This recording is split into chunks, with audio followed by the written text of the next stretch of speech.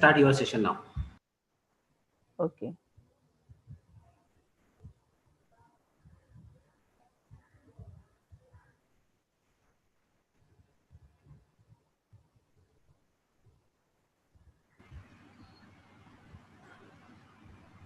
Manjusha ma'am, we are live now. Hmm. You can introduce yourself and your sessions now.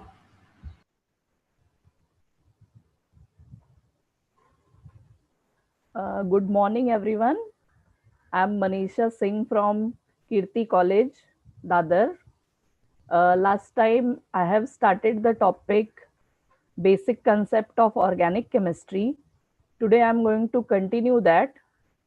So let me share my PPT with you.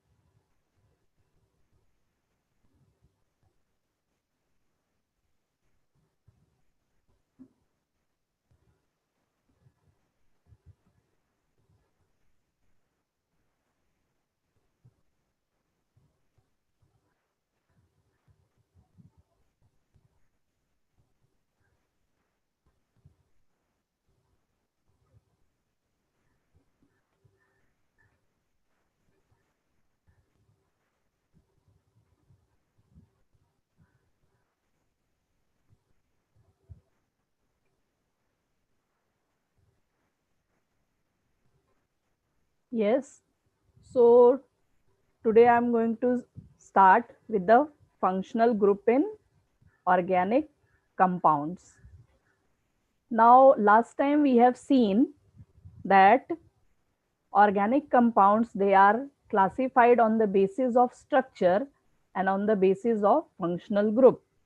So today we are going to see how it is classified on the basis of functional group. So last time we have seen many functional group and their structure. So today I'm continuing with that. So we have finished up to few functional group. Now I will go to next one, that is 18th functional group, that is acid anhydride. Now in acid anhydride, you can see the functional group is C double bond O bonded to oxygen. Wait for 1 minute. Huh.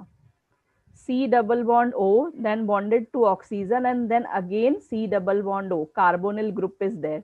So how to remember this? Between two carbonyl groups, oxygen is there. So this is known as acid anhydride. So wherever you will find this group, it is the functional group is acid anhydride. So the example is like this. Example is like this: acid anhydride CS3COOCO CS3. This is known as acetic anhydride. So this is the example of functional group acid anhydride. Now next one is acyl chloride. Now what is acyl chloride? This carbonyl group C double bond O, if it has chlorine in it, this is known as acyl chloride. So COCl, this particular group is known as acyl group. So wherever this functional group is there, we call it as acyl chloride.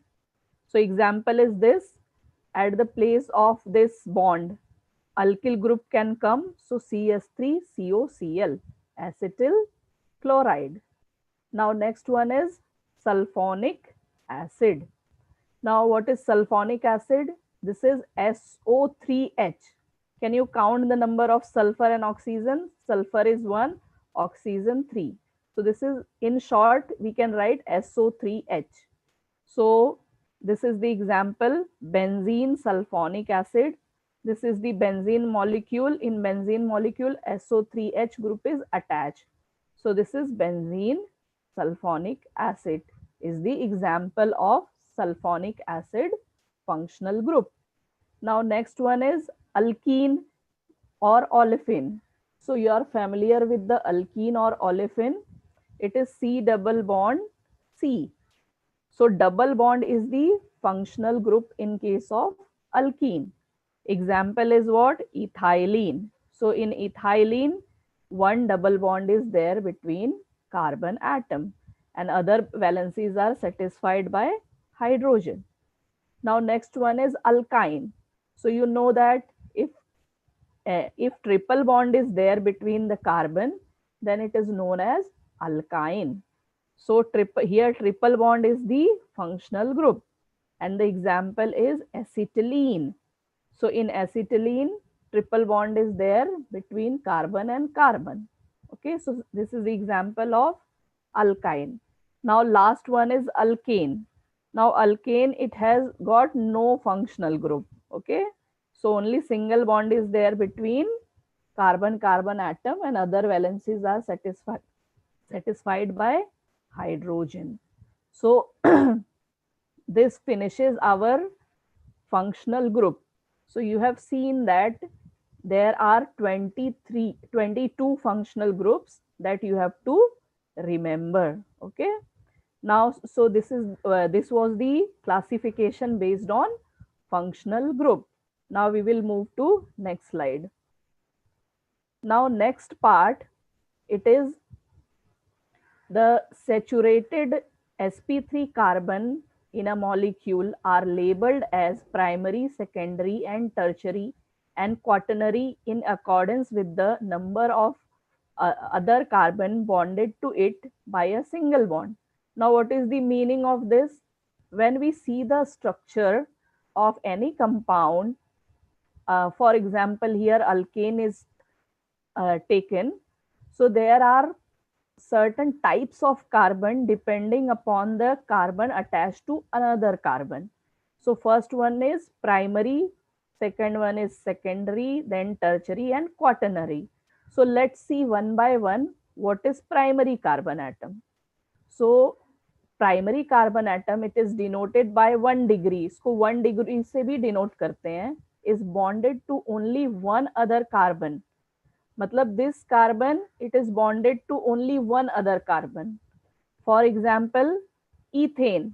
Ethane में देखो ये वाला carbon it is bonded to only one carbon. So ये भी primary carbon है और ये भी प्राइमरी कार्बन है because both are bonded to each other. That is only one carbon. So यहाँ पे एक और example you can see here this is the carbon in red color.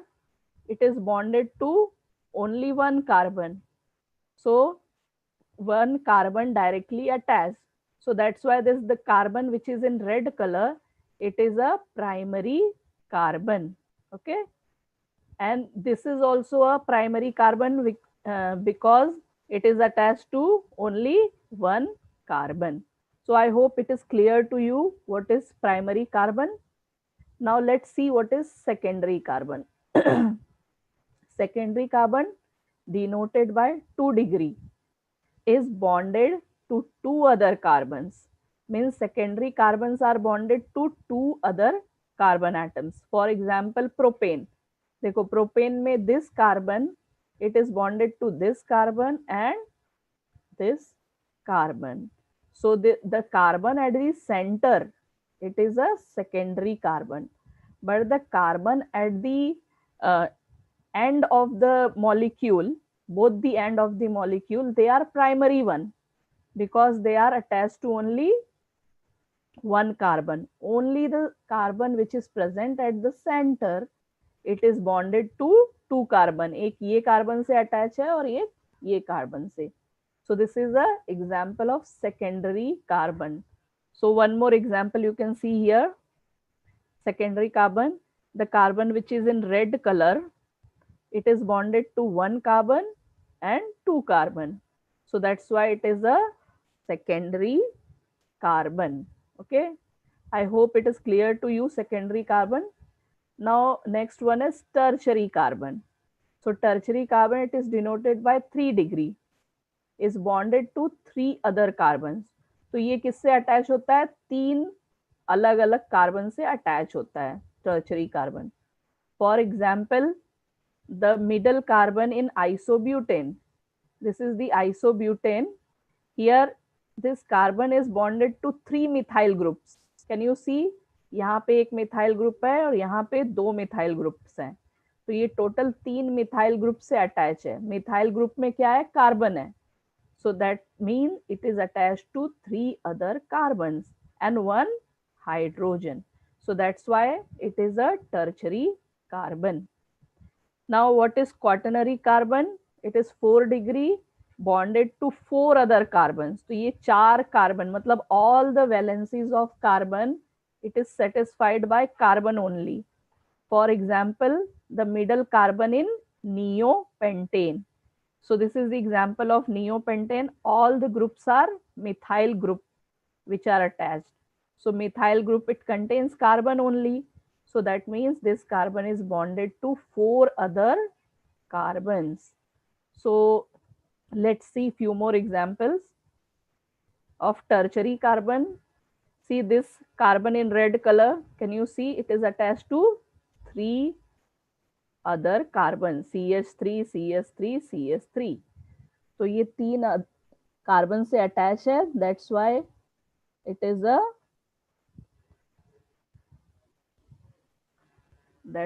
is a tertiary carbon. 1, 2, 3. Okay.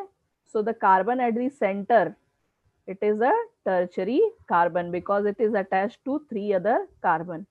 Now see the example of quaternary carbon. It is attached to 4 carbon. 1, 2, 3 and 4. Okay. So I hope it is clear to you. It is very simple. Primary carbon attached to only 1 other carbon. Secondary carbon attached to 2 carbon. Tertiary carbon attached to 3 carbon. And quaternary carbon attached to 4 other carbon atom. Now let's move to next. So you have to remember all these terms because you will come across them again and again. So you should be familiar with the words primary carbon, secondary, tertiary and quaternary carbon.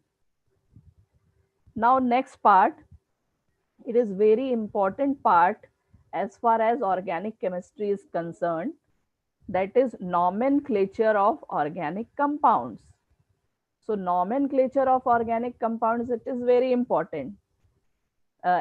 As we learn any languages, and alphabets are the basic things for learning any languages. Similarly, for organic compounds, the nomenclature is very important. If you know the nomenclature, then only you will be able to write the structure of any compound, or you will be able to write the reaction related to that compound. So this is the very important part of organic chemistry, and you must know it thoroughly because it is always useful. Without it, organic chemistry is not possible only. So I hope you will listen it very carefully. So first is nomenclature of organic compound. So you know that there are so many organic compounds are there, and they are prepared, they are naturally occurring also, and many are there which are prepared in laboratory also. So first of all, the naming was common naming or trivial names. So what is this common name or trivial names? So these are the names given to the organic compounds on the basis of their origin or their qualities, or where they got discovered. तो जहाँ पे भी वो organic compound form हुआ, उसकी qualities जो भी थी, according to that the name was given to that organic compound. So these are names are known as common or trivial names. So old names of organic compounds, wait for 1 minute. Old names of organic compounds are known as common or trivial names.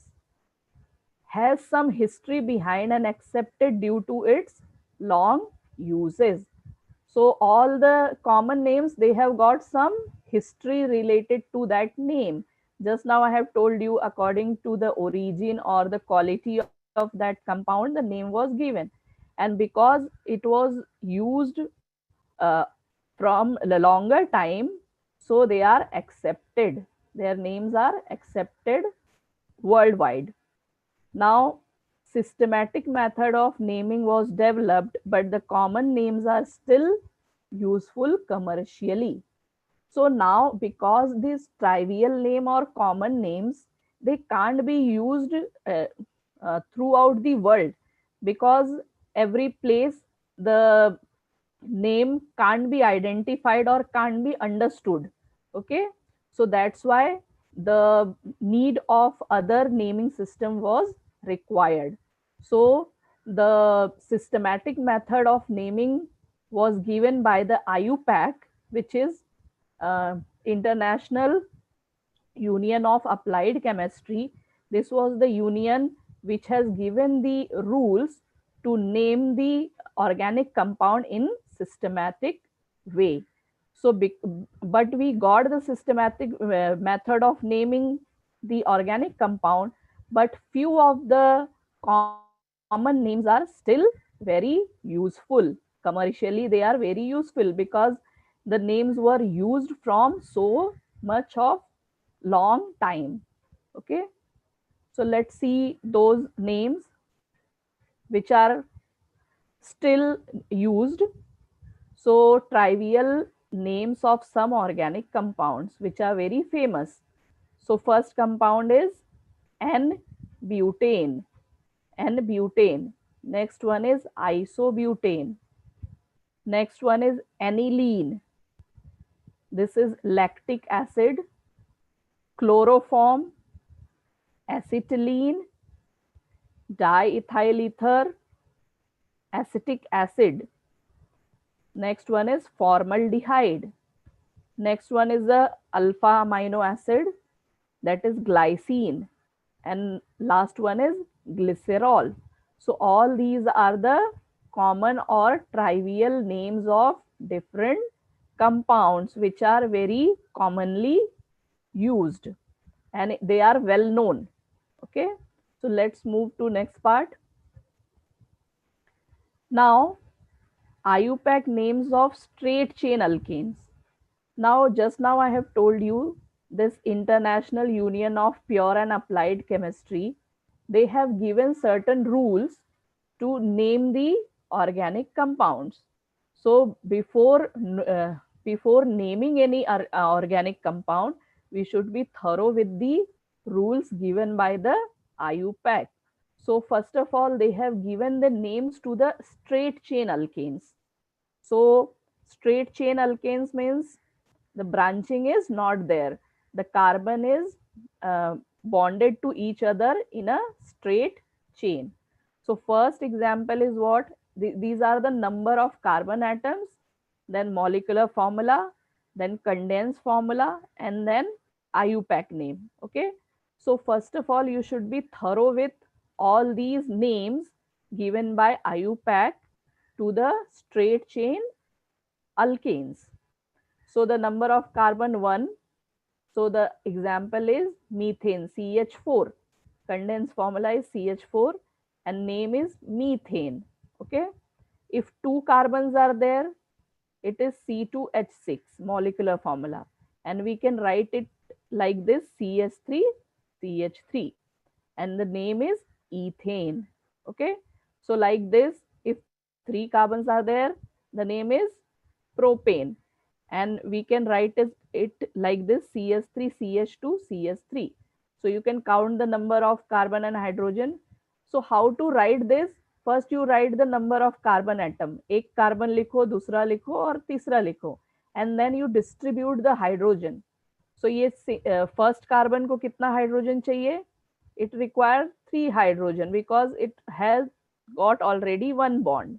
Okay, that means 2 electrons. So CH3 यहाँ पे because this carbon is bonded to 2 bonds, एक ये bond है, एक ये bond है, that's why it require only 2 hydrogen, CH2, and then last one again require 3 hydrogen. So like this, first you should write the number of carbon atom, then distribute the hydrogen. So this is propane, 4 carbon रहेगा तो butane. So ये जो CH2 group है, CH2 group is methylene group. So it is goes on increasing. यहाँ पे 1 था, यहाँ 2 हो गया, 3 हो गया. So butane, pentane, hexane, heptane, octane, nonane, decane. So 10 carbon रहेंगे अगर अल्केन में, तो हम उसको क्या बोलते हैं? डीकेन. ओके, सो ये सब तुमको बाय हार्ट होना चाहिए.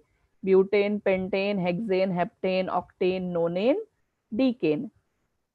After that, if it contains 11 carbon, then undecane, dodecane, tridecane, tetradecane, pentadecane, hexadecane, heptadecane, octadecane, nonadecane, and icosane.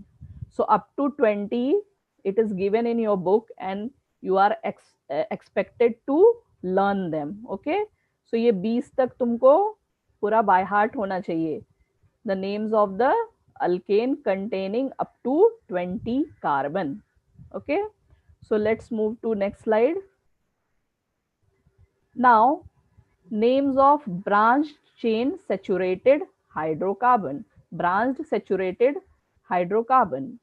Now saturated means what? It contains single bond. Okay, hydrocarbon means what? It contains hydrogen and carbon. But earlier we have seen straight chain, now it is branched. Okay, so before learning the names of branched saturated hydrocarbon, we should be familiar with certain terms. So very important term is alkyl groups. This is very important term, alkyl group. So you should be know, it should be clear to you what is alkyl group. So these are obtained by removing one hydrogen atom from alkane. So ये कैसे मिलता है हमको alkyl group? To remove one hydrogen atom from alkane. So alkane से तुम एक hydrogen निकाल दोगे तो we will get alkyl groups. Now there are two types of alkyl groups, straight chain and branched chain. So alkyl group के भी दो type होते हैं, straight chain and branched chain. तो पहले हम लोग देखेंगे कि straight chain alkyl को कैसे नेमिंग करते हैं. तो straight chain alkyl groups obtained by removing hydrogen from terminal carbon atom. So अगर terminal carbon atom से हम लोग remove करते हैं hydrogen from alkane, then we get a straight chain alkyl group. So let's see few example. यहाँ पे देखो alkane है, molecular formula CH4, methane है. From methane if you remove one hydrogen, terminal मतलब starting का, जो एंड में है, तो यहाँ पे तो only one carbon is there. So if you remove one hydrogen what you will get? CH3. CH4 में से एक हाइड्रोजन गया तो क्या मिलता है? CH3. Okay, so this CH3 is nothing but a alkyl group, और उसको पढ़ते क्या है हम लोग? IUPAC name is methyl, and in short we can write it as Me. Okay, abridge name क्या होता है? Me. अगर तुमने Me कहीं पे लिखा तो उसकी मीनिंग होती है methyl. Okay, capital M with small e. Now next one is C2H6. C2H6 दो कार्बन है तो क्या होता है? इथेन होता है. Now from ethane if you remove one hydrogen so it will remain C2H5. Okay, C2H5. So this is known as ethyl. तो methane से क्या बना? मिथाइल. इथेन से क्या बना? इथाइल. इथाइल को कैसे डिनोट करते हैं? Capital E and small t, ET. Okay, next one is propane.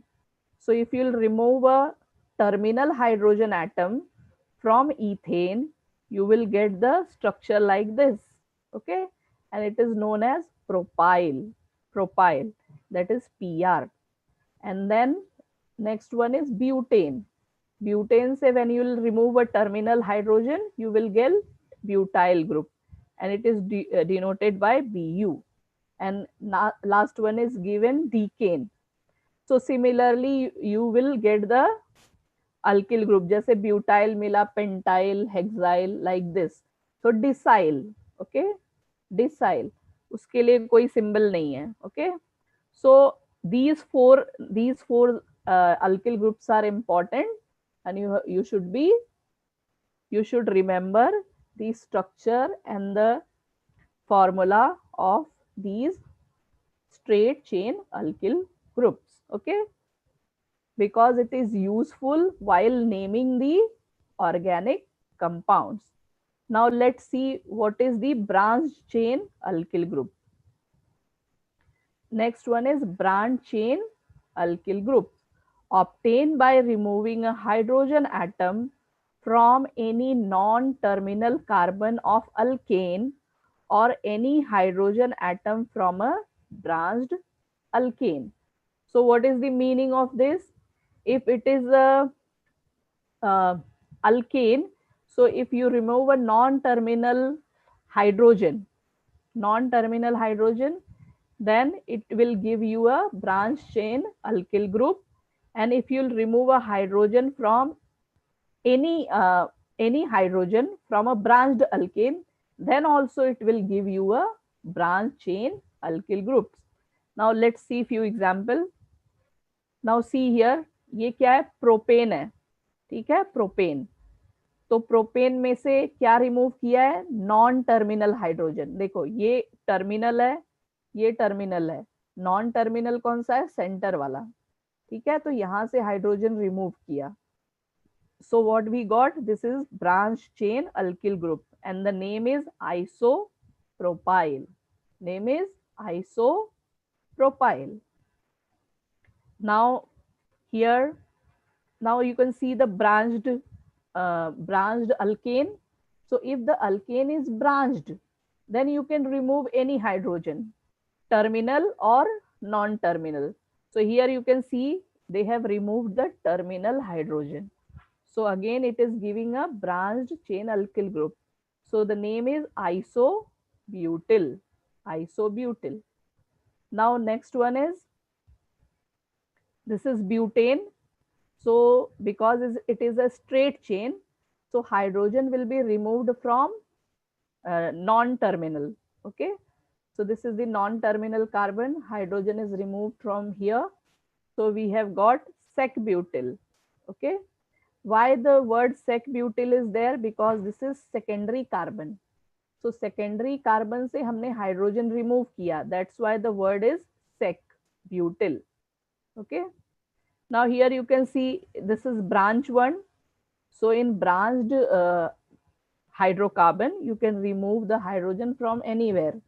So they have removed from non-terminal carbon. And because this carbon is a tertiary carbon, can you see ये 3 carbon से attach है? 1, 2, 3. Because it is a tertiary carbon, that's why the word used tert butyl. Okay. And iso word where it is used? When there is methyl group on a second carbon, then the word iso is used. Can you see यहाँ पे भी second carbon पे methyl group है? That's why the iso word is used. Isopropyl, isobutyl, sec-butyl, and tert-butyl. So these are the 4 names that you have to remember. Now the very important line, stem names of branched alkyl containing up to 4 carbons are used in IUPAC names. तो ये जो branched alkyl groups है, वो up to 4 carbon he use होता है in while naming the organic compound. So ये चारों ही तुमको सिर्फ याद रखना है, because up to 4 carbon it is useful while naming the organic compounds. So I hope it is clear to you what is straight chain alkyl group and branch chain alkyl group and how they are obtained. So let's move to next slide. Now IUPAC naming for branched saturated hydrocarbon. Branch saturated hydrocarbon. So here our rules begins. So you have to remember all the rules. Then only you will be able to name any organic compound according to IUPAC system. So the very first and very important rule is what? Select longest continuous chain of carbon atom. So what is the meaning of this? You have to select the longest chain of carbon. मतलब जिसमें ज्यादा से ज्यादा carbon atom आने चाहिए chain में. So that will be the longest continuous chain and it should not be broken in between. It should be continuous. So can you see here? This is 1, 2, 3, 4 and 5. This is the straight chain which contains 5 carbon atoms. Now one more carbon atom is here. So we have to count from all the side so that we can get the longest continuous chain. So 1, 2, 3, 4, 5. तो अगर हम लोग ऐसे जाते हैं तो it contains only 5 carbon atoms. It contains 5 carbon atom and a straight chain also it contains 5 carbon atom. So when from every side the number of carbon atom is same, then we prefer a straight chain only as a continuous chain. Okay. So इसमें कितने parent chain has 5 carbon atoms and CS3 group is alkyl substituent. Now we have selected this as a longest continuous chain. तो ये जो CS3 रह गया है, wait for 1 minute. ये जो CS3 ग्रुप रह गया है, this CS3 group is treated as a alkyl substituent. तो ये longest chain है and this is the alkyl substituent. Okay, now let's see the second example. In second example, this is we have to count the carbon so that we can get the longest continuous chain. तो यहाँ पे देखो ये first carbon है, second, third and fourth. तो अगर हम straight chain में जाते हैं, if we will follow a straight chain, so 1, 2, 3, 4, तो उसमें 4 कार्बन ही आते हैं. Okay, if we will move like this 1, 2, 3, 4, 5 and 6, तो अगर हम लोग ऐसे जाते हैं तो we are getting 6 carbon atom in a chain. So that's why this is the longest continuous chain. Okay, 1, 2, 3, 4, 5 and 6. And this methyl group is what? It is alkyl substituent. It is treated as alkyl substituent. So parent chain has 6 carbon atom and methyl group is a alkyl substituent. So I hope it is clear to you that how you have to select the longest continuous chain. Okay, now let's move to next rule. If two chains of equal lengths are located, अगर हमको दोनों side से या कैसे भी count करके equal chain आ रहा है, then what to do? So see the example here. 1, 2, 3, 4, 5, 6. 1, 2, 3, 4, 5, 6. 1, 2, 3, 4, 5, 6. So from everywhere we are getting maximum number of carbon atom in a chain is 6. So just now I have told you, if from everywhere same number of maximum number of carbon atom is same, then we prefer a straight chain as a longest chain. So parent chain hexane with 2 alkyl substituent, correct parent chain. Parent chain with 1 alkyl substituent, it is incorrect. Okay. parent chain hexane with one alkyl substituent. It is incorrect. So if we count like this, see 1, 2, 3, 4, 5, 6. So we are getting only one substituent. Can you see here? Wait for 1 minute. हाँ, यहाँ पे देखो सिर्फ एक ही substituent आ रहा है, ये पूरा bigger group. Okay, isopropyl group आ रहा है, एक substituent at this carbon atom, but when we select a straight chain we are getting two substituent. यहाँ पे दो substituent आ रहे हैं, ethyl ग्रुप आ रहा है ये CS2 CS3 और मिथाइल ग्रुप आ रहा है. Can you see it? So in first case there are two substituent, in second case there are one substituent. तो जिसमें ज्यादा substituent आते हैं वो correct parent chain होता है. ठीक है, that is the correct parent chain. और जिसमें एक ही substituent आ रहा है, one alkyl substituent, that is a wrong one. Okay, अगर एक अल्किल सब्स्टिट्यूएंट आ रहा है तो दैट इज इनकरेक्ट. ठीक है, तो जिसमें ज्यादा अल्किल सब्स्टिट्यूएंट आ रहे हैं ऐसा चेन सिलेक्ट करना चाहिए. Is it clear to you? Now let's move to next rule. Now numbering is done for lowest possible locant number. Now what is this numbering is done for lowest possible locant number? So here you can see this example, first, second, third and fourth. So at second carbon atom CS3 group is there. So and in next case if we count from this side, अगर हम इस side से count करते हैं, अगर हम लोग इस साइड से काउंट करते हैं, सो 1 2 3 and 4, तो ये कार्बन को कितना आ रहा है? Number is coming as 3. So this is improper numbering. So we have to number the carbon chain in such a way that the substituent should get a lowest possible locant number. तो इस side से इसको 2 आ रहा है number and from this side it is coming 3. तो हमको lowest possible चाहिए. So that's why the first one is correct one. The first one, the method of numbering is correct. Okay, first one is correct. And second one is improper because it is giving a bigger number. Okay, because it is giving a bigger number. So I hope it is clear to you. Now let's move to next rule.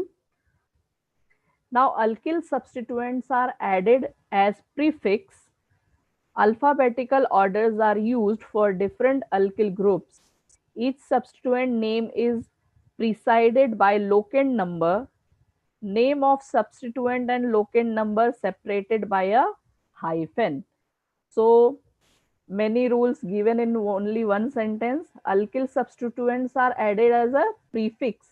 मतलब जो भी alkyl substituent है उसका नाम पहले लिखते हैं, prefix. It is used as a prefix.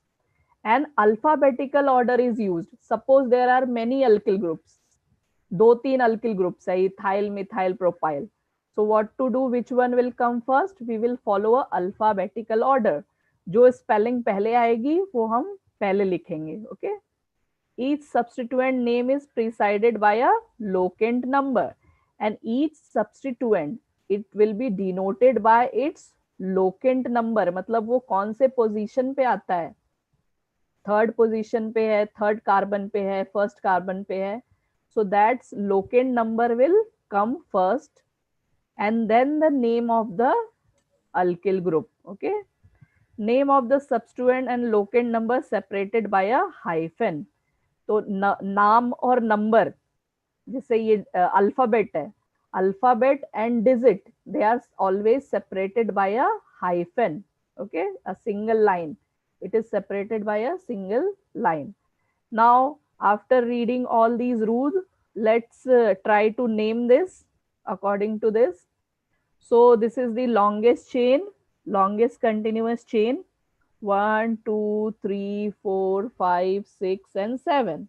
It has got 7 carbon atom in a straight chain. Okay, ऐसे काउंट करेंगे तो 1, 2, 3, 4, 5 and 6 ही होता है. ठीक है, ऐसे काउंट करेंगे 1, 2, 3, 4, 5, 6 होता है. तो there are maximum number of carbon atom in a straight chain. So that is the parent chain. Okay, so these are the substituent. ये methyl और ethyl क्या है? They are substituent. Now the third rule is what? We have to number in such a way that they should get a lowest locant number.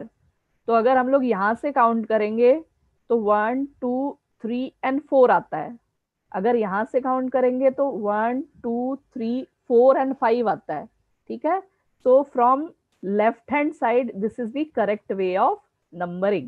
Okay, so at third position methyl group is there, at fourth position ethyl group is there. ठीक है, third पे methyl है, fourth पे ethyl है, लेकिन हम लोग पहले क्या लिखेंगे? इथाइल लिखेंगे, बिकॉज अल्फाबेटिकल ऑर्डर में ई पहले आता है, एम बाद में आता है. ओके, हमको अल्फाबेटिकल ऑर्डर फॉलो करना है. So we will write 4 ethyl. Ethyl का पोजीशन क्या है? 4. So we will write 4, hyphen डालेंगे बीच में, बिकॉज डिजिट और अल्फाबेट को हम हाइफन से सेपरेट करते हैं. तो 4 hyphen ethyl. At third position, what is there? Methyl is there. And then heptane word is there. Why heptane word is there? Because there are 7 carbon atom in a straight chain, longest continuous chain. Okay. And not 3 methyl 4 ethyl. ये 3 methyl हम नहीं लिखेंगे. Why? Because alphabetical order इसमें follow नहीं हो रहा है ना. अल्फाबेटिकल ऑर्डर जब ई पहले आएगा और एम बाद में आएगा तभी फॉलो होता है. ठीक है, तो ये रॉन्ग है. 3 methyl 4 ethyl heptane, it is wrong. 4 ethyl 3 methyl heptane, this is right one. Okay, I hope it is clear to you. Now let's move to next rule. Now next one is, when both the numbering give the same set of locants, then that numbering is chosen which give smaller locant to substituent having alphabetical priority. So thus the IUPAC name of the following structure is 3-methyl 4-methyl hexane, not 3-methyl 4-ethyl hexane. So lowest possible भी आना चाहिए. तो just now I have told you, इस side से क्या हो जाएगा? इसको 3 and 4 आएगा, और ये साइड से भी 3, 4 आता है. लेकिन क्या बोला है कि अल्फाबेटिकल प्रायोरिटी जिससे आती है that is the correct one. तो यहाँ से भी 3, 4 आ रहा है, यहाँ से भी 3, 4 आ रहा है, लेकिन अल्फाबेटिकली करेक्ट कौन सा है? 3 ethyl 4 methyl hexane. Okay, so we will write that only. I hope it is clear to you. Now next one, if 2 or more identical substituents are present, the prefix di for 2, tri for 3, tetra for 4 and so on. तो अगर substituent एक से ज्यादा है तो हम उसके लिए डाई वर्ड यूज करते हैं. If 2 substituent are there, we use tri for 3 substituent, we use tetra word for 4 substituent. The locant of identical substituent are listed together and separated by commas. मतलब अगर सेम substituent है, जैसे methyl 3 बार है, at first position, at third position, at fourth position, तो हम लोग उसको comma से सेपरेट करते हैं. 1, 3, 4 ट्राई मिथाइल. अगर 3 मिथाइल है तो हम क्या लिखेंगे? Trimethyl. Okay, the prefixes di, tri, tetra, sec and tert are ignored in alphabetizing the substituent. Substituent and parent hydrocarbons name are joined into one word. तो जब भी हम अल्फाबेटिकल ऑर्डर डिसाइड करते हैं तो हमको ये डाई, ट्राई, टेट्रा, सेक, tert ये सब इग्नोर करना होता है. ठीक है, और उसके बाद की जो स्पेलिंग है उसको कंसीडर करते हैं। फॉर एग्जाम्पल अगर यहाँ पे ट्राई मिथाइल है तो हम टी को अल्फाबेटिकल ऑर्डर में नहीं कंसीडर करेंगे, वी विल कंसीडर एम, ये ट्राई को छोड़ देना है, ठीक है, while deciding the alphabetical order. But one exception is there, isopropyl comes before methyl. देखो MnO, P जो है वो M के बाद आता है, लेकिन isopropyl comes before methyl because iso के केस में हम आइसो को कंसीडर करते हैं। समझ में आया? बाकी सबके ये di tri tetra secondary tertiary ये हम इग्नोर करते हैं, लेकिन आइसो के केस में वी कंसीडर आई, आइसो का आई वी कंसीडर। तो isopropyl comes before methyl, so only one exception is there that you have to remember. Now let's move to next rule. Now branched alkyl groups have no accepted trivial name, is named with the longest continuous chain beginning at the point of the attachment as the base name. Name of such substituent is enclosed in a bracket. तो अभी ऐसे substituent जिस just now we have seen कि up to 4 carbon atom the substituents are accepted, लेकिन अगर 4 carbon से ज्यादा हो गया सब्स्टिट्यूएंट में तो क्या करते हैं, तो फिर उनको हम नंबरिंग से we solve that problem to number them. Okay, so this is, you can see how many carbon atoms are here, 1 2 3 in straight chain, but at first carbon atom methyl is there, at second carbon atom methyl is there, so it will be 1,2 dimethyl propyl because in a straight chain propyl group is there. Okay, so because time is less, so I will continue this part next time. So today what we have seen the remaining part of functional group, and then we have seen the IUPAC naming of organic compounds, which is very important part. So in that we have seen the trivial names and then names of organic compounds, and in that alkyl groups we have seen, straight chain alkyl groups we have seen, then branch chain alkyl group we have seen, then the different rules we have seen, the longest continuous chain, then we have seen lowest possible locate number, then we have seen alphabetical order, how to follow that, and then we have seen if more than one substituent are there, then how to denote them.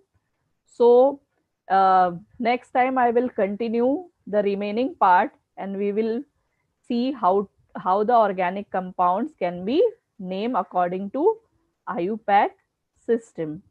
So I'm stopping here. We will move. We will meet next time. Thank you very much.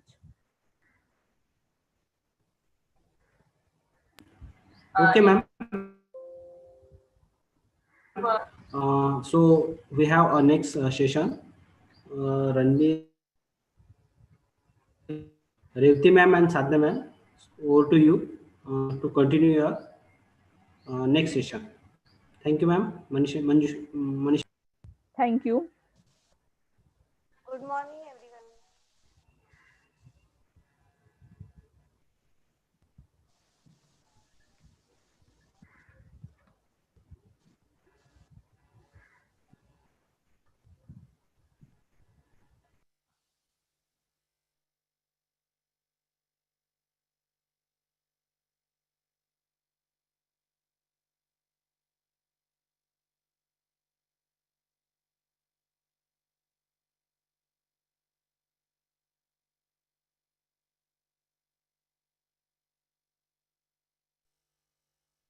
Hello.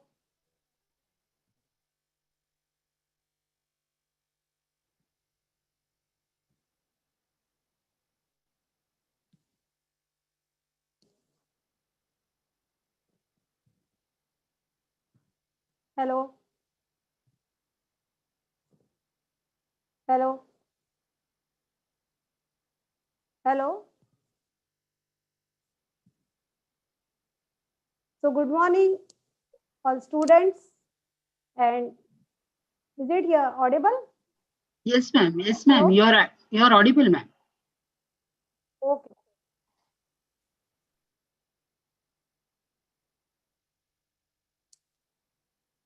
Now, last time we already started with the animal tissue, and you must have attended. Now we will further move in the same. Now I will share my screen.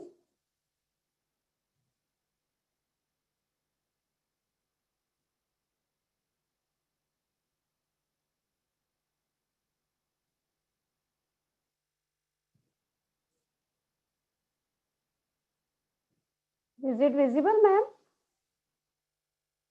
Hello? Hello? Is it visible?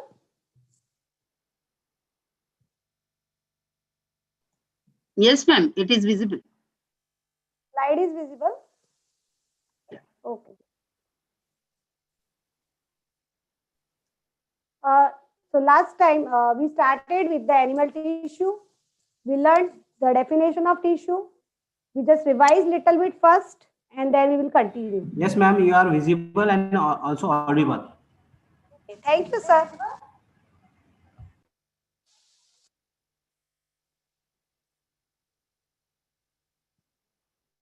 So tissue is a group of cells having same origin. Which origin? Embryonic origin, structure and function. Now here, we learned earlier, various tissues combines together in an orderly manner. They coordinate and they form the functional unit that is called organs. And this organs combines together and form the organ system. So earlier we learned how the organ system unites together and they form the organism body. But it is a it's not simple process. Here, before to form an organism body, here all these organs are formed, and to form that organ, tissues are formed. Before that, so that even though the life start with a single cell, suppose in our case, it start with the suppose after the union of a sperm and ova, zygote is formed, and after that zygote undergo the cell division. Those after that dividing the cell undergo the differentiation. Their future is decided, their aim is decided, their duties are decided. We can understand very simply by the one simple example. As just you all of you are past the 10th standard, you may be from the same school or different school. Now you come to the 11th standard, but each after passing 10th, some of you have taken the arts, some have taken the commerce, some of them taken the science, isn't it? Even in the after taking a science, different subjects you have. Even after once you next year you pass the 12th standard, you will go to the different fields of science, like as engineering is there, medical is there, pharmacy is there. Those who go for the commerce, they go for the CA, CS, different courses are there. Even for the arts, different courses are there. That means they become the specialized in their particular field, in particular profession. Suppose we say the MBBS. All MBBS will be first common. Then after that, different fields again they have. Some become the neurologist, some become the nephrologist, some become the cardiologist, isn't it? So different fields are there. Some become the specialized in the surgeries, some specific type of surgeries, only ophthalmologists, some become the gynecologist. So how that their field is decided, that aim is decided, their duties are decided, they are specialized. Same way in our body is very well planned. Each and every cell, each and every organ, each and every tissue, they have a well defined their role they have to play. And they are very determined. They give their 100% to perform that. That is very important thing we have to learn from the our own body, that they work with the full perfection, isn't it? So same way here, these tissues are formed, these organs are formed, organ system, and that then organism is formed.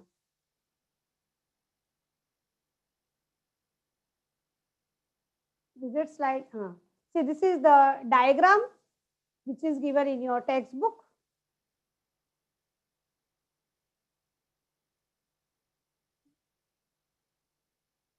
Is it visible?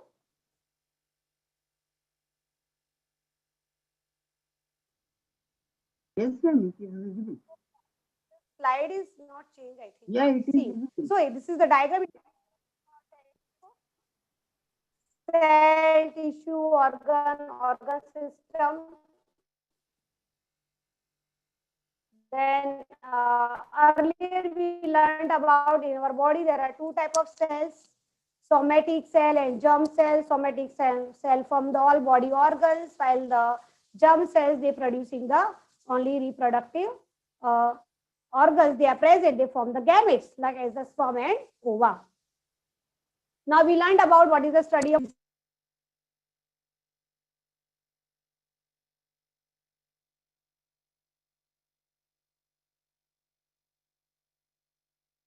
we learned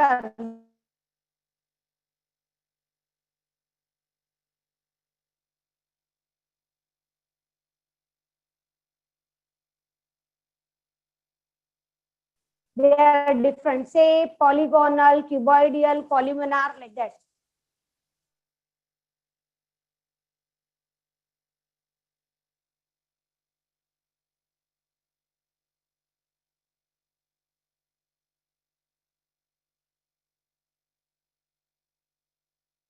Hello?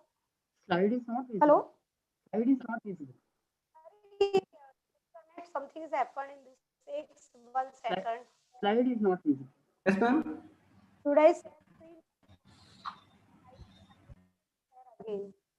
Just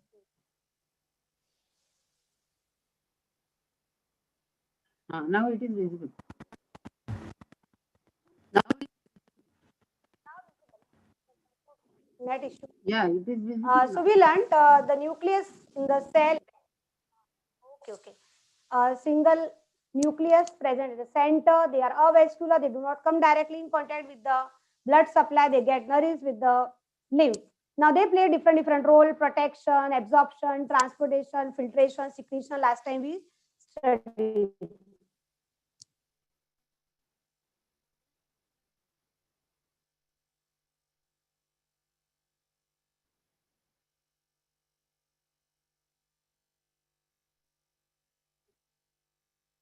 Okay. Now, now we're going to learn about the different, what we can say in the epithelial tissue in the detail. So here, this simple epithelium and compound epithelium is there. That depends upon the how many layers of the cell is formed. Just giving the full.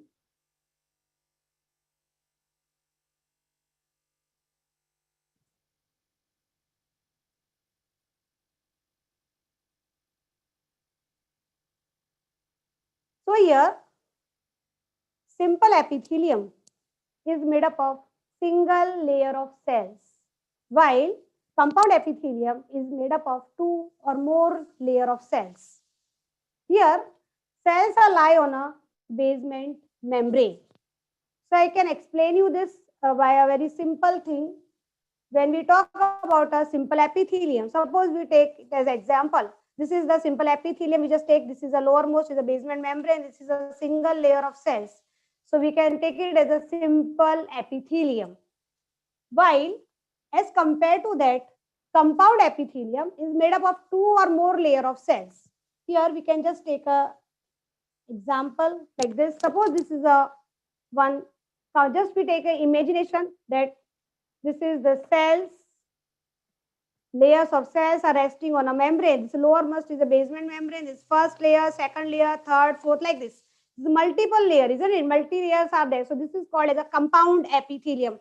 This will form a compound epithelium. Very important to learn this. Now next one.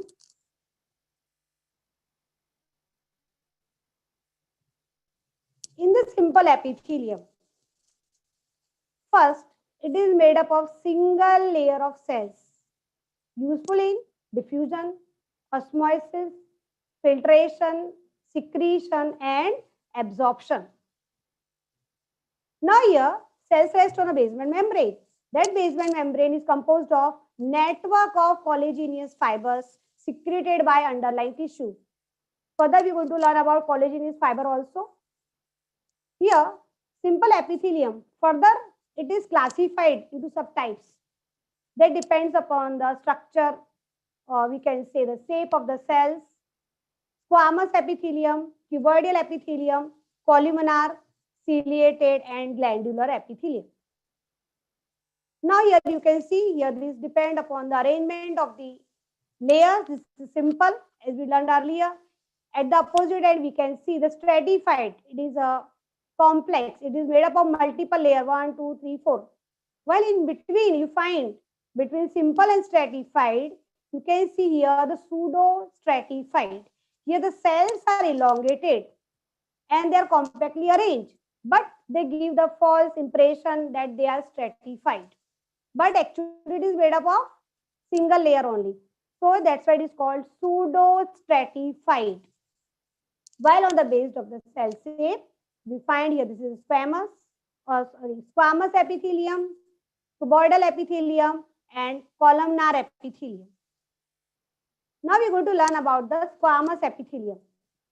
Now, very first thing, where it is located, very first we have to learn the location. It lines the Bowman capsule of nephron in kidney. They are present in the kidney. Nephron is a structure and function unit of kidney. Will help in the filtration of blood, remove the nitrogenous wastes. So, the descending limb of Henle's loop of nephron, alveoli of lungs, blood vessels. In the blood vessels, innermost line that form the endothelium, and coelom, it is called, in the coelom it forms the mesothelium. Coelom is the whole body cavity, thoracic cavity, abdominal cavity, etc. Now, here we are going to learn later the functions which form the various role: protection, filtration, diffusion of material, that is the excretion which takes place in the kidney, then exchange of gases which takes place in the lungs. On the concentration, as we breathe in, the oxygen goes in, and when we breathe out, carbon dioxide goes out. That means here the exchange of gases takes place at the surface of this alveoli in the lungs, and as well as it play an important role in the secretion of coelomic fluids. This in detail, just observe the diagram. Say this is the Bowman capsule, what we discussed, lines the Bowman capsule of nephron of kidney. This is a structure. This is a uriniferous tubule, also called the anterior part of the uriniferous tubule is called Bowman capsule, is the name behind the scientist. Here the internal lining and outer, this is double wall structure. Outer one is called parietal, inner one is called visceral. Both the layers are lined by a squamous, very thin layer, which is made up of a squamous epithelium. The bronchiole divide further, and at the end into the bunch of grape-like structures. Here the alveoli are there. This alveoli, the walls of the alveoli, which is just like as a balloon-like structure, they are lined by a very thin flat cell, that is a squamous epithelium. The artery inner wall called endothelium lining is made up of that squamous epithelium. This is the detailed structure of the TS of artery and TS of vein. Here the inner lining, which is shown here, that is called endothelium. And due to the presence of this endothelium, the blood can easily flow with that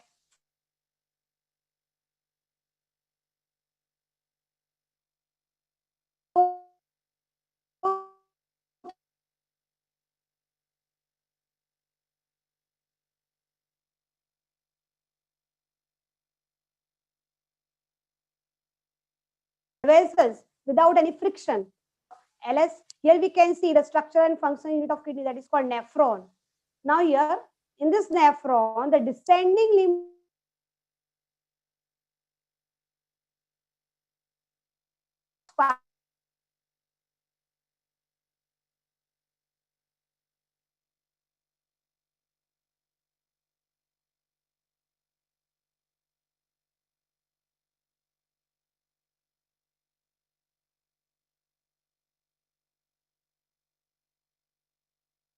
which covers which line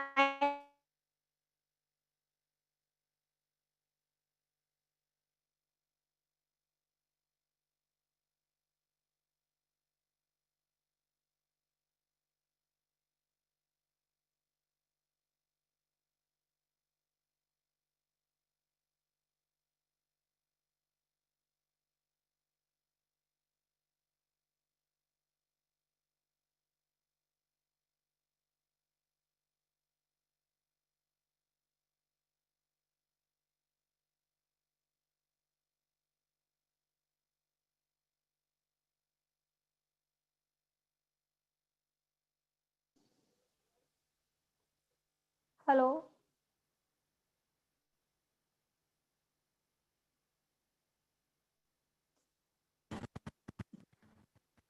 Hello. Now Hello. Just I set the slide is screen visible. again. Yeah. Just I set the screen again. Just. Is it visible now? It is. Hello. Yes, it is visible, ma'am. एक minute, हाँ. It is visible, ma'am.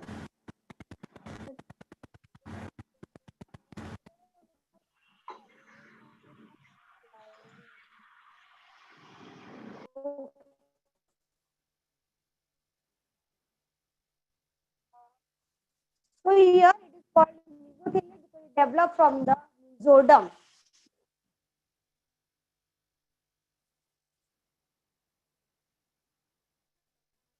Now we are going to learn about the structure.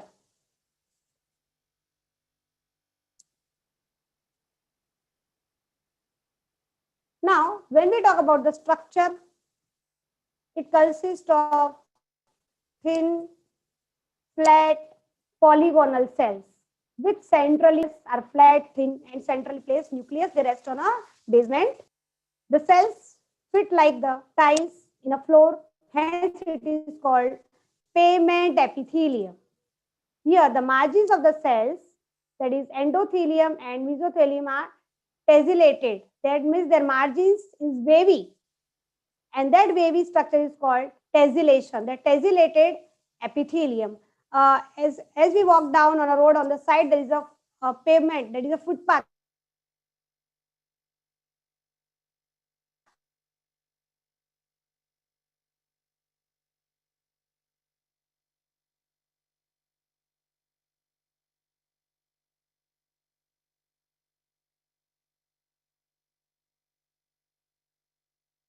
The squamous epithelium.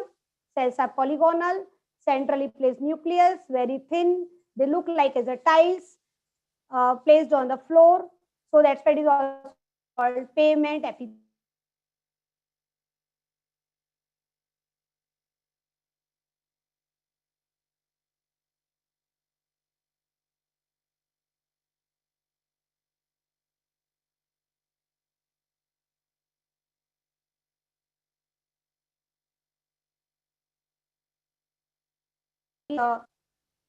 That takes place in the kidney. Just now earlier we seen the structure of the nephron. So it helps in the process of excretion. Then exchange of gases that takes place in the alveoli in the lungs. Then secretion of the coelomic fluids. This is the diagram which is given in your board textbook. Here you can see the tessellation, the wave margin, the basement membrane. Now we're going to learn about the next epithelium, that is the cuboidal epithelium. Now very first we're going to learn about the location. It lines the sweat gland, salivary gland, thyroid gland. Hello? Madam, slide is not visible. Not It is sure. at spam only. Should I share again? Yes. It is at squamous. Okay. Hmm.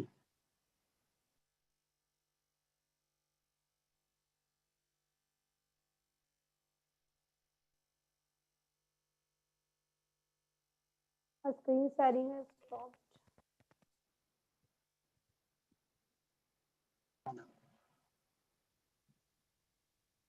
Update नहीं हो रहा है वो squamous क्यों रुक रहा है? एक minute. I'm sharing again. I don't know why there is a problem today.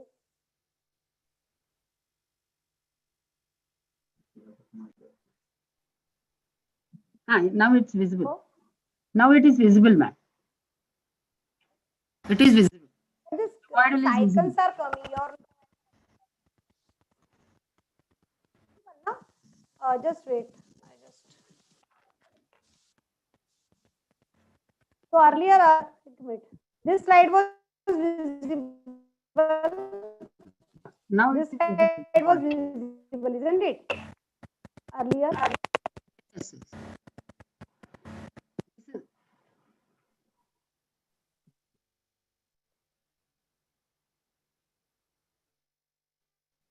Is it?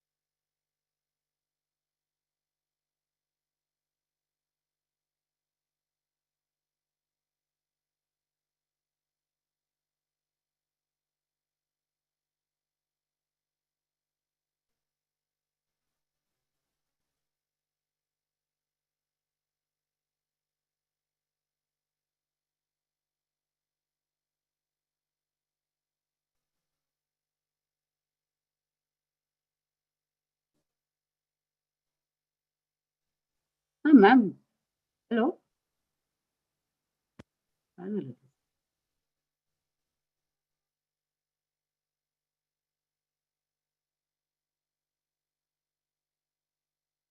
हा मला काही म्हणला तर मला कंटिन्यू.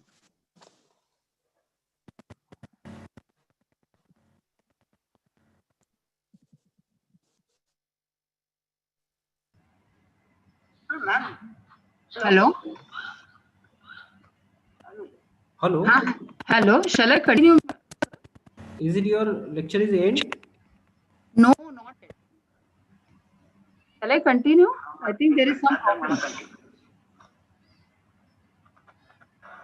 मी कंटिन्यू करू का sir? Not visible. Madam. Now. Hello. Now it's visible. Hello. Shall I continue? Is it your lecture is end? No, not yet. Shall I continue?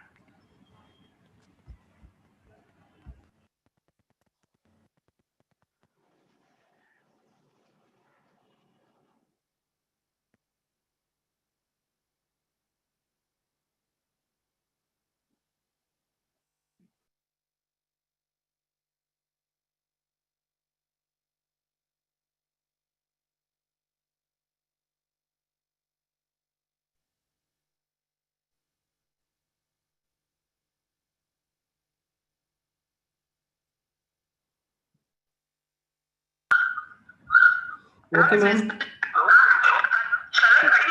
Hello. Madam, you can. हा ma'am तुम्ही continue करा तुमचं lecture. I will share my screen. Yes. Yes. Not visible. My screen is not visible.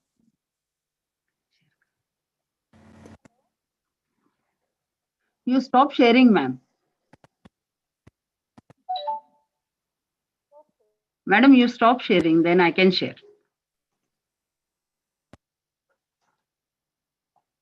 I stopped. Okay.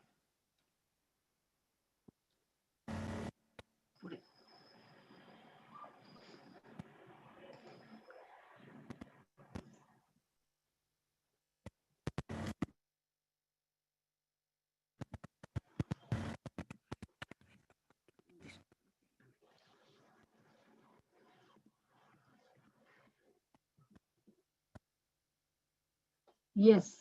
We were talking about the functions of squamous epithelium. It carries out the function of protection, filtration, and diffusion. Diffusion of like exchange of gases in case of alveoli, diffusion in case of Bowman's capsule, and also in peritoneum, it secretes coelomic fluid. Okay, mesothelium, it helps in secreting the coelomic fluid so that it acts as a lubricant. Now we will switch on or move on to the next type, that is just see the selection. Now we move on to the type, that is cuboidal epithelium. Here, these cells, the cuboidal epithelial cells, cells, these are tube-like. That is, their length and width is almost same. Here, these cuboidal epithelium, this cell layer is found in sweat glands. The sweat glands are present on the skin, especially it is meant for thermoregulation, that is maintenance of body temperature. In our case, it is about 7 degrees centigrade every time. Okay, whether it is cold or hot or summer or winter, body temperature is maintained at certain level, and that is called thermoregulation. Especially in case of summer hot sun, by sweating, the cooling effect is seen and the body temperature is maintained. So sweat glands, they secrete sweat.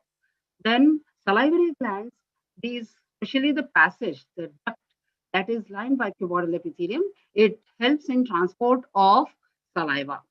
Thyroid follicles, which are present in the thyroid glands, as you know, thyroid gland is present on the anterior side of the neck. These thyroid glands, they are endocrine glands, secrete thyroxine hormone. So they are made up of structural and functional units, and those are called follicles, thyroid follicles. These thyroid follicles, they are lined by cuboidal epithelium. Okay. Then again, we can distinguish them into two types. Some are non-secretory and some are secretory. For example, the salivary duct, pancreatic duct, collecting ducts, etc. They are non-secretory. They simply carry the secretions from the gland towards the destination. Then the proximal convoluted tubule, in case of nephron, which is the convolution of tubules, and this is also lined by cuboidal epithelium.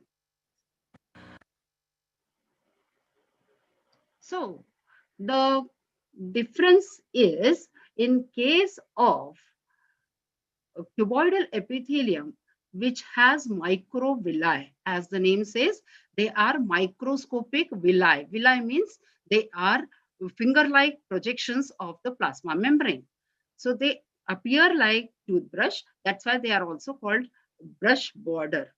What happens because of these microscopic finger-like folds of the plasma membrane, which increase the surface area for absorption. Okay. Cuboidal epithelium that lines the seminiferous tubules of the testes that secretes. Even in case of ovaries, here, in case of ovaries, it is germinal epithelium because that is going to produce gametes, either sperms or ova. Okay, next. You can see the sweat glands in this diagram. Sweat glands are present, which secrete sweat. Now the pancreatic duct, you can see the pancreatic duct, which is lined by cuboidal epithelium. Salivary glands, salivary ducts, they are lined by cuboidal epithelium. Next. See here, as I was talking about the thyroid gland, position of the thyroid gland, you can see in the neck region, and the thyroid gland is present. This thyroid gland is made up of many follicles. About 3 million follicles are present, and each follicle is lined by cuboidal epithelium. These follicle cells, they are secretory in function. They secrete the hormone thyroxine, and it is collected in the lumen of these follicles. So these are secretory. Next.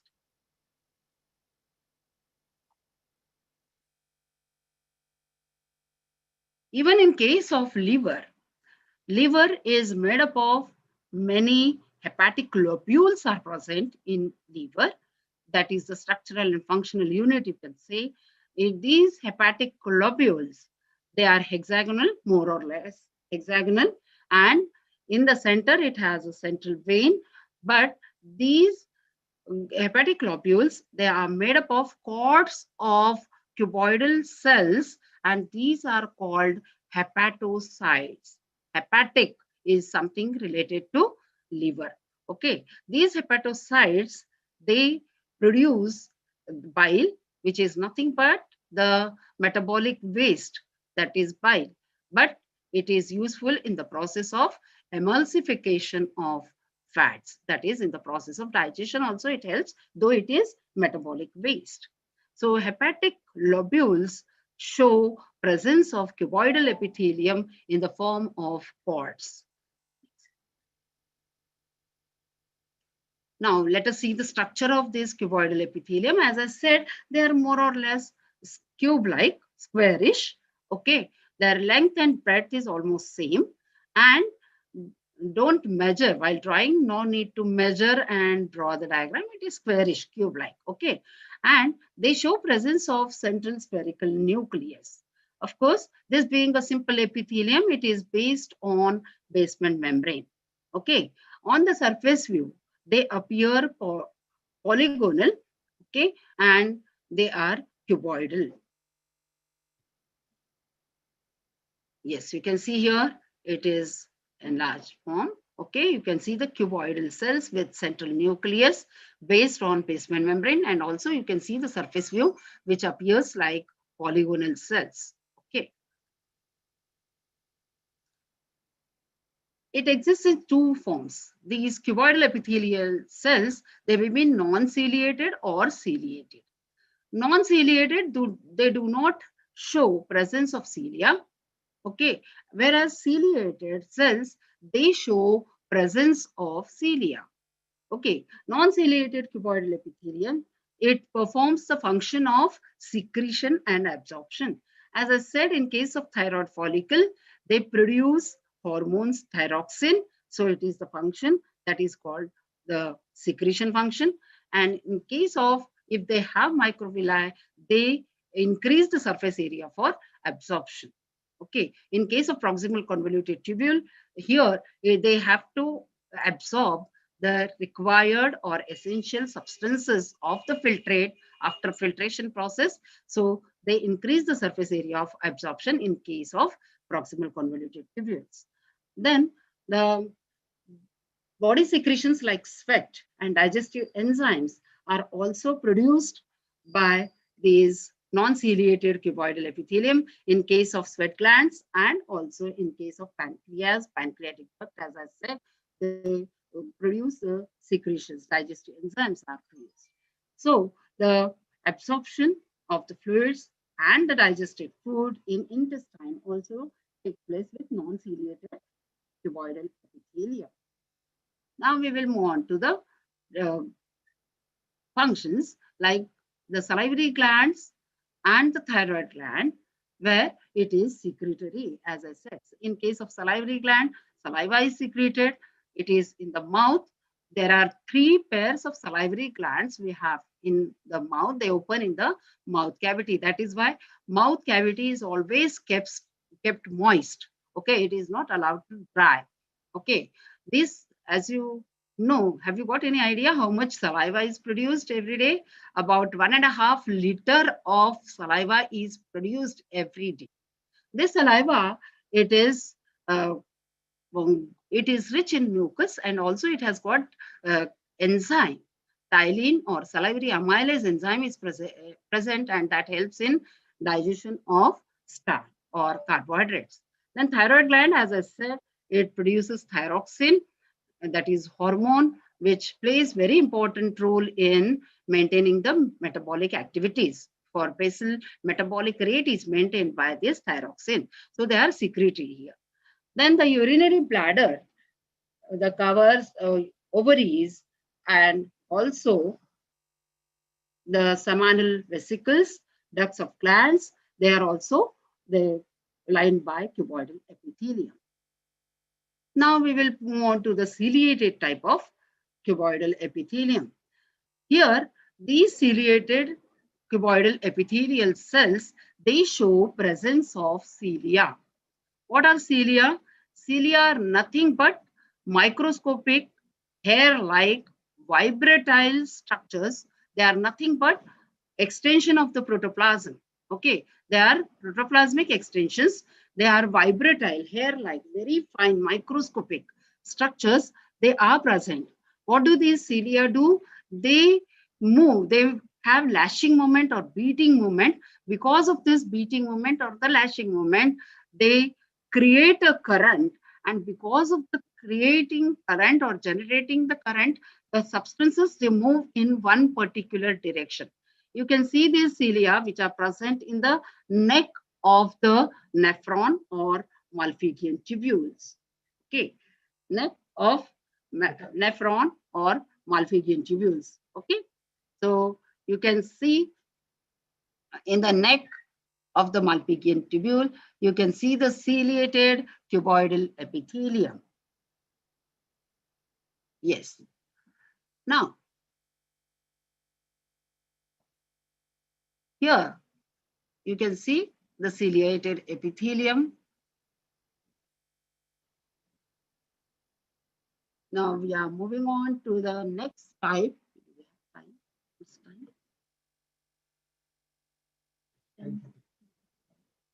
Yes, columnar epithelium, next type of simple epithelium. Simple epithelium, columnar epithelium. As the name says, these are column-like. That means pillar-like. Here, the length is more than the width. They appear like column or pillar-like. They are longer than broad. Okay. So here, these columnar epithelial cells are present in stomach, intestine, and pancreas. They are found in stomach, in the lining of the stomach, lumen of the stomach, mucosal lining is lined by columnar epithelial cells. Same in case of intestine also, the mucosa is lined by columnar epithelial cells. In case of stomach, these columnar epithelial cells, they get folded and those are called gastric glands. As you know, gastric glands, they secrete gastric juice. This gastric juice is rich in mucus and also some enzymes like peptic enzymes. Then it is rich in HCl. Okay, so that is why we say it is acidic. Then intestinal glands are present in the intestine. They are lined by columnar epithelium. Even the pancreatic lobules, they are lined by the columnar epithelial cells. Here they are secretory in function. All the three regions, you can see gastric glands, they secrete gastric juice, intestinal glands secrete intestinal juice or succus entericus, you can call it. Then pancreatic lobules, they also secrete pancreatic juice. Again, it is rich in digestive enzymes. So they are all secretory in function. In case of columnar epithelium, some of the cells, they are modified and they secrete mucus. They are called unicellular glands and their name, it is called goblet cell because its shape is goblet-like. Are you familiar with Goblet of Fire of Harry Potter? That is goblet shape, that is wine glass shaped. The shape is wine glass like, that's why it is called goblet cell. Next. See, these are the non-ciliated simple columnar epithelial cells. They are present. You can see the tall cells having the nucleus towards the basal region. So towards the basal end, nucleus is present. So the cell is very tall, pillar-like, column-like, which is based or it rests on basement membrane, and the apical end, it is thrown into a number of folds. Those are called microvilli. Mind well, it is microscopic villi-like, means finger-like folds are present. These folds are nothing but the folds of plasma membrane of this cell, which helps in increasing the surface area for absorption of digested food. After the process of digestion gets over, the process of absorption begins. The digested food is absorbed by the intestine, and here it is useful. It increases the surface area. Mind well, our body is very, very economic. It doesn't lose a single digested molecule. So for that purpose, there are so many microvilli which increase the surface area, and it is ensured that every digested food which is absorbed in the intestine. Is that clear? And in between you can see the goblet cells. These goblet cells are modified columnar epithelial cells, and they act as unicellular glands. These unicellular glands, they secrete a lot of mucus.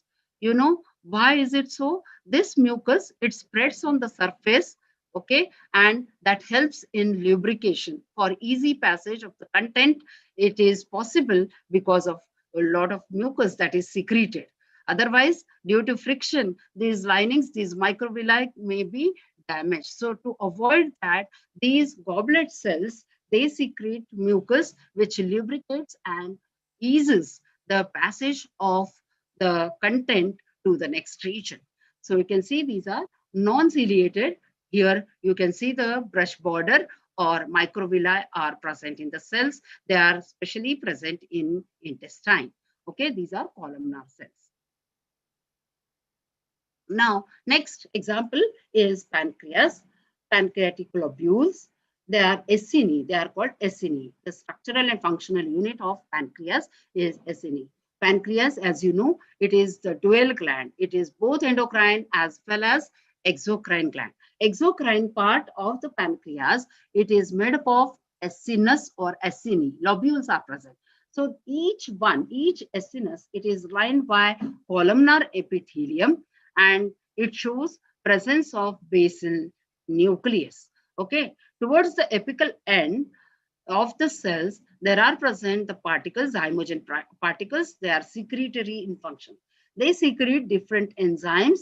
Okay, so amylase, trypsin, etc. So there are different enzymes. They are secreted. Digestive enzymes are secreted by the cells. Yes. While other columnar cells in the intestine, as I have shown you, the microvilli or brush border, which increase the surface area for absorption of food and water. Columnar epithelial cells, they line the nasal chamber and in taste buds are sensitive to stimuli. So columnar epithelial cells, they are also present in the nasal chamber, in the trach. Okay, so here what happens in the nasal chamber, again, these help, and they are present, they secrete mucus. And in case of taste buds, there are different taste buds present on the tongue. Okay, they are gustatoreceptors. They are sensitive to different types of chemicals. Mind well, our taste buds, they taste or they detect different chemicals present in the different substances. It may be liquid or solid substance. This is detected by our taste buds, and that is why we can taste different substances differently. We can differentiate the taste also, sweet, bitter, sour, etc. Okay, even in case of olfactory epithelium, that is in the nasal region, olfactory receptors are present. They also are chemoreceptors. They detect the chemical, and that is our smell. They are in the form of the air. Okay, so the olfactory epithelium, which is present in the nasal chamber, it detects the chemicals. That's why we can differentiate the very nice smell of the jasmine or mogra, and we can easily differentiate it from the stinking smell of the petrol or say kerosene, etc. So that is, the chemicals are detected by the sensory epithelium. Now, columnar epithelium, as I said, they are tall pillar-like cells lying side by side, and in the surface view, they appear polygonal. As I said, nucleus is always present towards the basal side. And now you can make out, till now we have studied squamous epithelium, cuboidal epithelium, and columnar epithelium. You can see the position of the nucleus. In case of squamous epithelium, it is present in the center oval because the cell is very flat. Then in case of cuboidal epithelium, the nucleus is present in the center. But in case of columnar epithelium, nucleus is present towards the basal end. Okay, so the cells are very tall. So we have the nucleus towards the basal end. So what is the function? Now we can relate the structure to its function.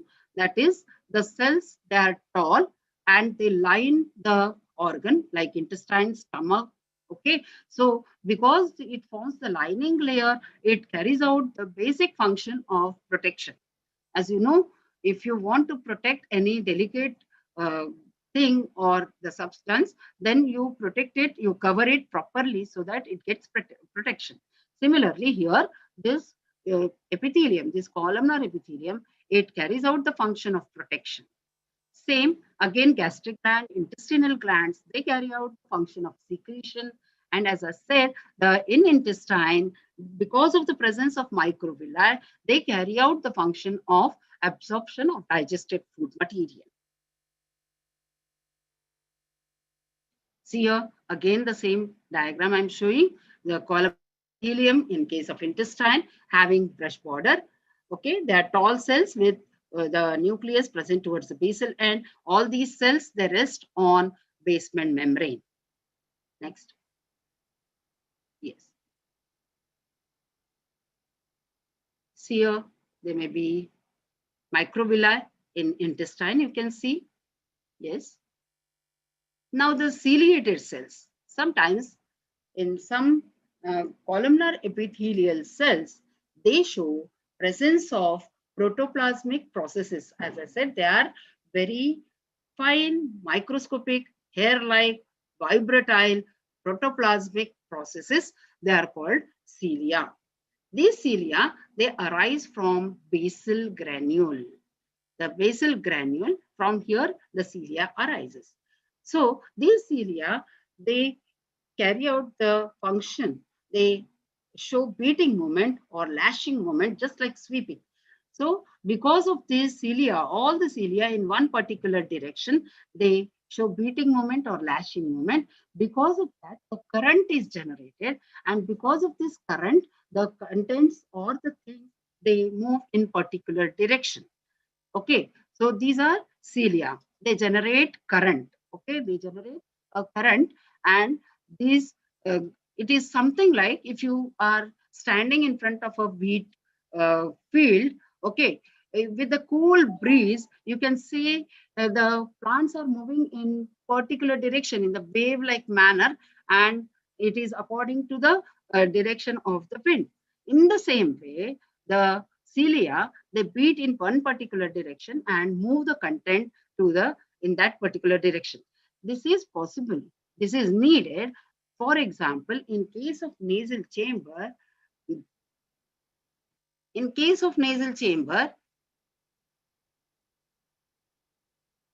okay, what happens when we inhale? Inhalation, okay, takes place along with the air where there are dust particles. Dust particles, they may enter, and because of the cilia which create a current, and these dust particles are trapped in the mucus and they are driven towards the outer side, and thus protect lungs from these dust particles, because lungs are very delicate, as you know. So these lungs are protected from the dust particles or any microorganisms, from infections. Okay, this is possible because of the cilia which are present in the lining of the trachea or say respiratory tract. Okay, then oviduct, fallopian tube. Fallopian, see here, respiratory tract, as I was talking about. So mucus, goblet cells, they secrete mucus, and these cilia, they beat in upward direction. They sweep out the contents towards the upper side. Now, in case of oviduct, you can see the oviduct, the ovum that is released, the secondary oocyte that is released, it is non-motile. Female gamete, it is non-motile in case of human beings. So this non-motile gamete, it is carried from the fallopian tube towards the uterus. This is possible only because of ciliated epithelium. These cilia, they beat in particular direction, and the ovum, it is moved or it is carried from the oviduct or fallopian tube towards the uterus.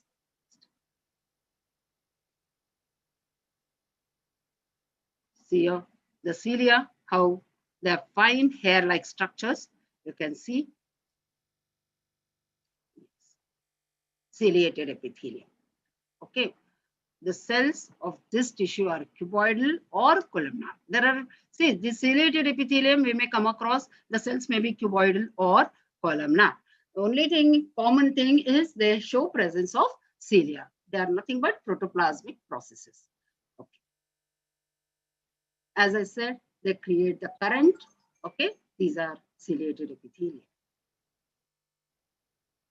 I think it's time. Shall we stop, madam? Yes, yes, yes, ma'am. I think it's time. Okay, thank you, Time up. students. Thank you. Thank you, students. Thank you.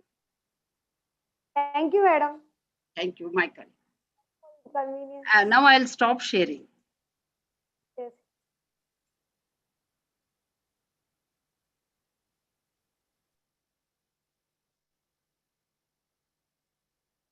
Hello. Okay. Ma'am, your lecture is over.